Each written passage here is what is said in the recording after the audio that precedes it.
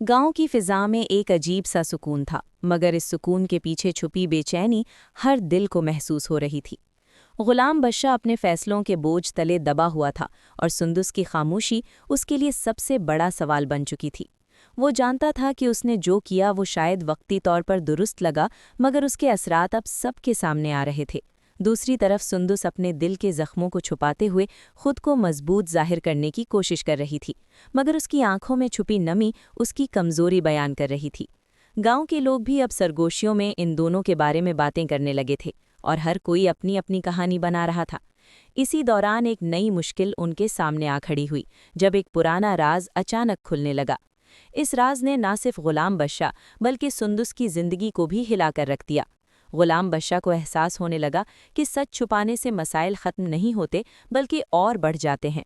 उसने हिम्मत करके सच का सामना करने का फैसला किया, मगर ये रास्ता आसान नहीं था, क्योंकि इसमें उसे अपने करीबी लोगों की नाराज़गी का सामना भी करना पड़ सकता था।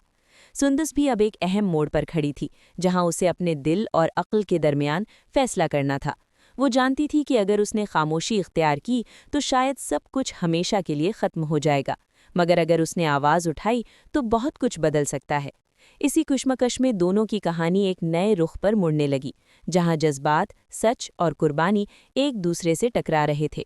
आने वाले लम्हे इस बात का फैसला करने वाले थे कि आया गुलाम बदशाह और सुंदुस अपनी गलतियों को सुधार कर एक नई शुरुआत करेंगे, या फिर हालात उन्हें हमेशा के लिए जुदा कर देंगे। गांव की फिजा अब पहले जैसी पुरसुकून नहीं रही थी, बल्कि हर तरफ एक तूफान के आने का इंतजार हो रहा था।